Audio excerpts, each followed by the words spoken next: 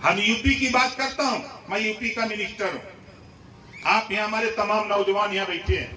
हम यूपी की बात करता हूं, मैं यूपी का मिनिस्टर हूं। आप यहाँ ये ओम प्रकाश राजभर 403 विधायक बैठते हैं यूपी में, लेकिन 403 विधायकों पर अगर भारी कोई विधायक पड़ता है तो ओम प्रकाश राजभर सबको दबा के रखता है। और ये जा करके बयान दे रहे हैं बिहार में कि मैं उत्तर प्रदेश का मिनिस्टर हूँ। उत्तर प्रदेश का मिनिस्टर का मतलब कि ये शपथ ग्रहण ले चुके हैं और यहाँ मिनिस्टर मंत्री बन चुके हैं। तो मैं इस चैनल के माध्यम से कहना चाहता हूँ कि माननीय मोदी जी और माननीय योगी जी, अमित शाह जी, आप लोग बताइए कि इनको कब गुप्त शपथ ग्रहण दिलवा दिया और कौन सा इनको मिनिस्ट्री मिली है, किस विभाग में इनको मिनिस्टर बनाया गया है। ये तो बहुत अफसोसजनक है। सीधे सीधे झूठ और फ्रॉड पे ओम प्रकाश राजभर उतर गए हैं और इनको एक्सपोज करने के लिए बहुत अफसोसजनक है।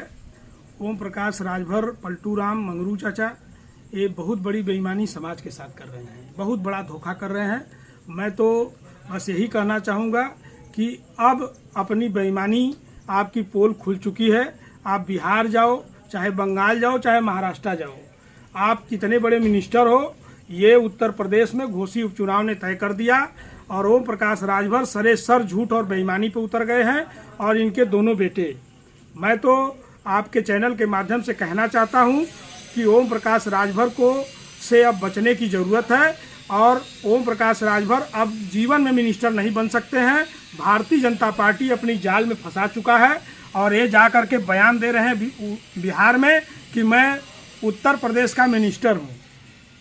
उत्तर प्रदेश का मिनिस्टर का मतलब कि ये शपथ ग्रहण ले चुके हैं और यहाँ मिनिस्टर मंत्री बन चुके हैं।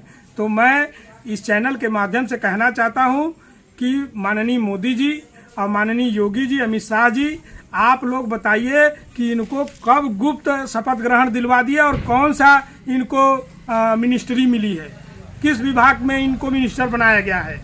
ये तो बहुत अफसोसजनक है। सीधे सीधे झूठ और फ्रॉड पे ओम प्रकाश राजभर उतर गए हैं और इनको एक्सपोज करने के लिए सुहेल देव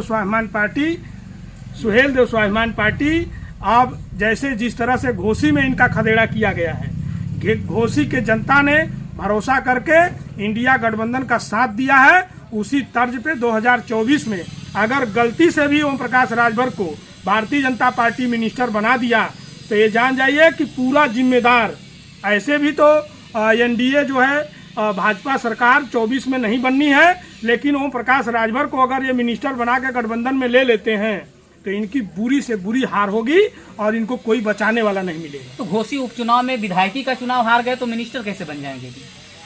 ये तो झूठ और फ्रॉड के बल पे समाज को धोखा देने का काम, ये समाज को बेवकूफ समझते हैं। ये समाज, यही तो हम लोग बताने की कोशिश कर रहे हैं, समाज में कैडराइज किए कि इनकी सच्चाई क्या है, ये आदमी का मकसद क्या है।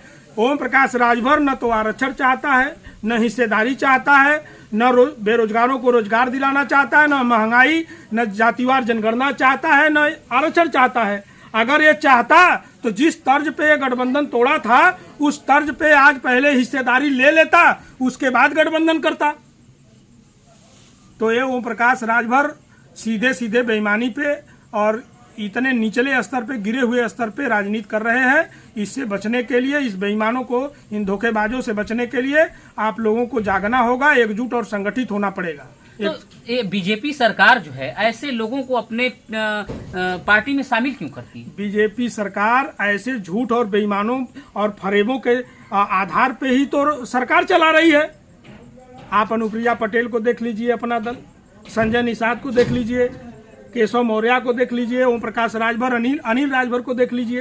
ये लोग जब शुरुआती दौर में भाजपा में नहीं थे और भाजपा में इनको जाना था तो वादा क्या किए थे अपने समाज से? ये सारे लोगों ने अपने समाज से वादा किया था कि मैं आपको हिस्सेदारी, आरक्षण, अधिकार दिलवाऊंगा, मैं जातिवार जनगणना कराऊंगा, मैं देश में शराबबंदी कराऊंगा, मैं एक शिक्षा एक नीति लागू करवाऊंगा। ये सब वादे कहाँ चले गए?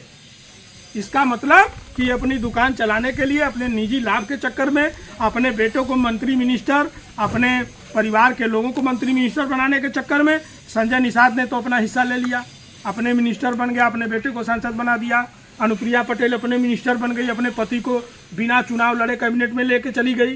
केशव मौर्य भी हारा हुआ व्यक्ति डिप्टी सीएम बन गया।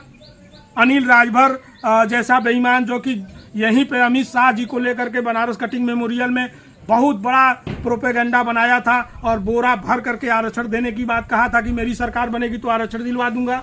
ओम प्रकाश राजभर ने कितनी बार झूठ बोला है, शुरू से 2002 से ही ये आरक्षण की लड़ाई लड़ रहा है, लेकिन आरक्षण के नाम पे ये सीधे सीधे धोखा दिया है समाज को। और मैं समाज को आगाह करना चाहता हूँ कि आप अब इनसे आगाह हो जाइए, ये बेईमान कुछ नहीं करने वाले हैं। और एक लास्ट में शहर के माध्यम से कहना चाहूँगा कि वक्त कम है, वक्त कम है, जितना दम है लगा दो। कुछ को हम जगाते हैं, कुछ को आप जगा दो साथियों, कुछ को आप जगा दो। पर हम ले जाते हैं। हम यूपी की बात करता हूं, मैं यूपी का मिनिस्टर हूं। आप यहाँ हमारे तमाम नौजवान यहाँ बैठे हैं, आप बताओ यूपी की लड़ाई, यूपी के सदन के अंदर बोलने का वीडियो कितने लोगों ने सुना है? जरा हाथ उठाओ जो लोग देखे हैं, देखे हो ना।